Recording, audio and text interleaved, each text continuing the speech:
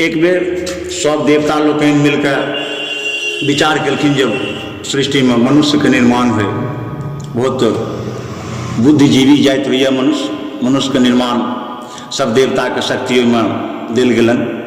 जति भी देवता लोग छथिन सब देवता के शक्ति दे के मनुष्य के निर्माण कल गेल। परंतु सब देवता लोग जब मनुष्य के निर्माण कलखिन तो मनुष्य के शरीर में चेतना नहीं रहे, अचेत रहे।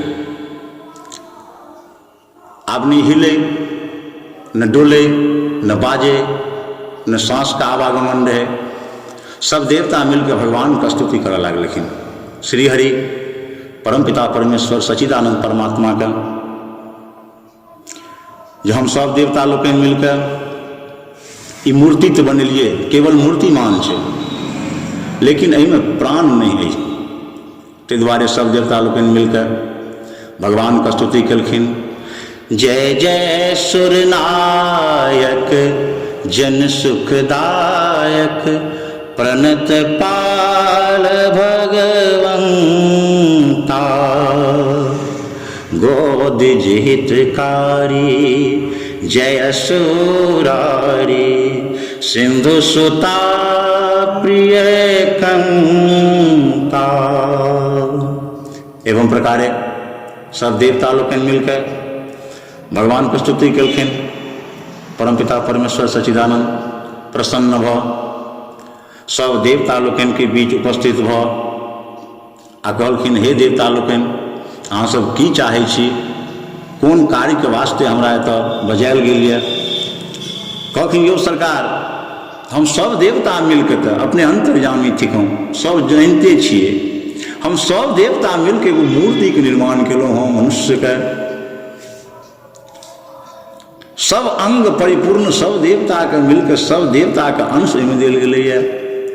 लेकिन मूर्तिमान रहित तो हुए पर ओइमे शक्ति सामर्थ्य नहीं छे, अचेत भेल छे, चेतना नहीं छे। तो हमरा सब गोटा के इच्छा है जे जा तक अपने के नहीं मूर्तिमान में विराजमान हेबै ता तक हिनका में चेतना नहीं आबि सकैए। भगवान सच्चिदानंद परमात्मा परमपिता परमेश्वर मुस्कुरा के और अपना दाहिना पैर ओई मूर्तिमान में सटा देलखिन। जखने दाहिना चरण आगा कए के अंगुष्ठा सटले ओई मूर्ति में कि मूर्ति में सांस चल लागले। तैं गोसाई साहब रामचरितमानस में सेहो लिखलखिन हैं, ईश्वर अंश जीव अविनाशी। जा तक श्री हरि के कृपा नहीं भेले ता तक ई मनुष्य में चेतना नहीं हेले। तैं हेतु हमरा सब मनुष्यक कर्तव्य होइए जे हम जहाँ से एलहुँ, जकरा लग से एलहुँ, फिर ओतै जाय पड़त। तै हेतु हरदम अपना मुखारबिंद से परमात्मा के भजन के गुणगान करे के चाही, संतक सेवा करे के चाही, परमात्मा पर विश्वास करे के चाही और शुभ कर्म हरदम करित रहे के चाही।